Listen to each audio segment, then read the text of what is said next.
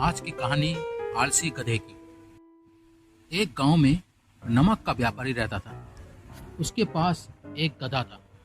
व्यापारी रोज अपने गोदाम में दुकान तक नमक ले जाने के लिए गधे का इस्तेमाल किया करता था। वह नमक को बोरी में भरकर गधे की पीठ पर लाद देता और उसके साथ साथ चलता हुआ दुकान तक आता था। व्यापारी का गधा आलसी प्रवृत्ति का था। काम से बचने के लिए वह नित नए उपाय सोचता रहता था। गोदाम से दुकान तक के रास्ते में एक नदी पड़ती थी जिस पर एक छोटा पुल बना हुआ है। एक दिन नदी पर बने पुल पर चलते समय अचानक गधे का पैर फिसला और वह नदी में जा गिरा। नदी के पानी से नमक की बोरी भीग गई। जब तक व्यापारी ने गधे को पानी से निकाला तब तक बोरी में भरा बहुत सारा नमक खुल चुका था। गधा जब चलने लगा तो उसे बोरी का भार बहुत कम महसूस हुआ और वह खुश हो गया।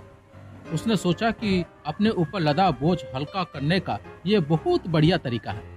अगले दिन वह जानबूझकर नदी में गिर पड़ा।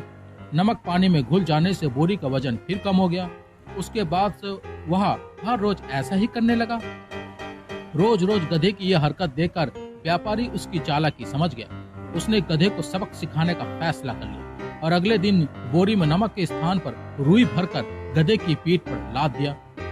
रुई हल्की थी। इसके बाद भी आलसी गधे ने सोचा कि क्यों ना रोज की तरह नदी के पानी में गिरकर इस वजन को और कम कर लिया जाए। इसलिए वह जानबूझकर नदी में गिर पड़ा। लेकिन इस बार बोरी में नमक नहीं बल्कि रुई थी।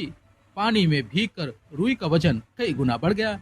गधा जब उठकर चलने को हुआ तो इतने भारी बोझ से उसका बुरा हाल हो गया। उस दिन के बाद से उसने कभी आलस न करने का निर्णय लिया। सीख, आलस का फल कभी ना कभी मिल ही जाता है।